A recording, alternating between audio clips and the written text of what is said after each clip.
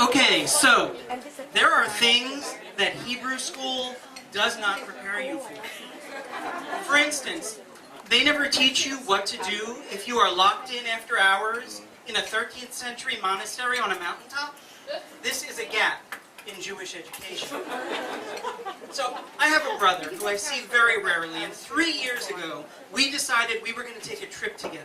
And we wanted to go someplace that didn't look like where we grew up. Because, like, okay, it's really frustrating to travel thousands of miles to an exotic country and look around and realize that basically you're kind of still in New Jersey.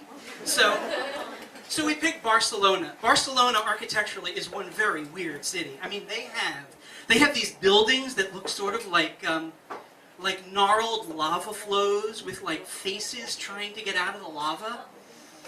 Compared to the Cherry Hill Mall, this was different and beautiful.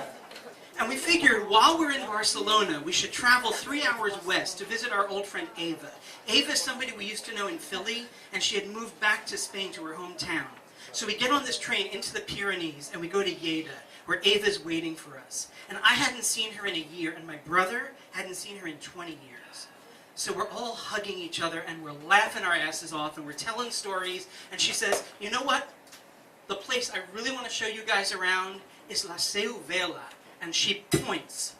Now we're already on a mountaintop, and she is pointing to the top of this giant hill or small mountain on the mountain, where we see this spectacular, part Romanesque, part Gothic cathedral and monastery. And next to the mountain is a huge elevator shaft, which is how you get up there. Okay, so we get to the turnstile, we put in our little 10-cent coins, and we get in the elevator. And through the glass wall, right, I'm watching the ground recede. And I'm thinking that for somebody who doesn't deal really well with heights, I have not thought through the logistics of this at all. Because, okay, right, if this is your elevator shaft and this is your mountain, how do you get from here to here? So the door opens, right?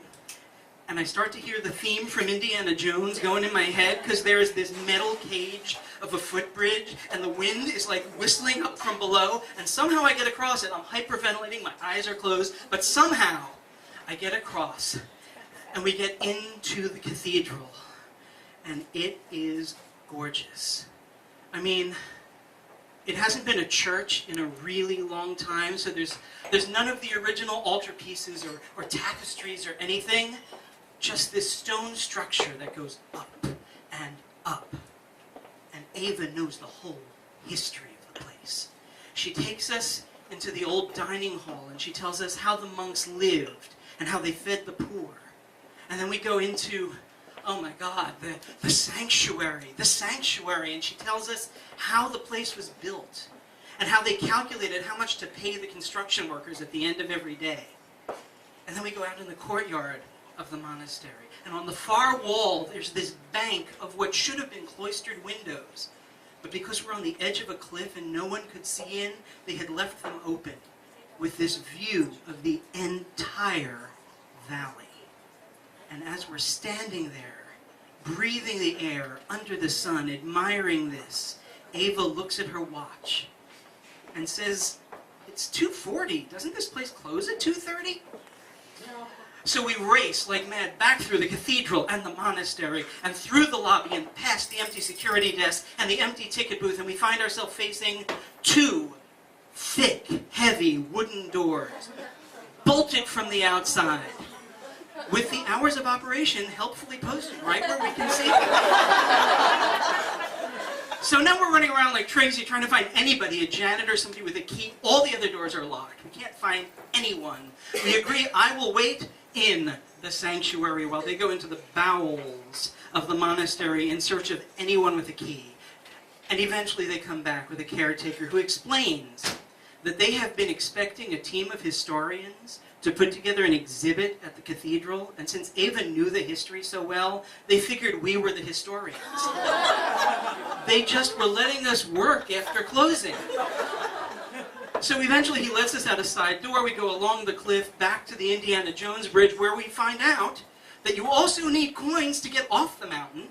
And I don't have any 10-cent pieces, and my brother doesn't. Ava has exactly 3, which we use to go across the bridge and back to ground level, and that is how 2 nice Jewish boys and their friend escaped from a 13th century monastery.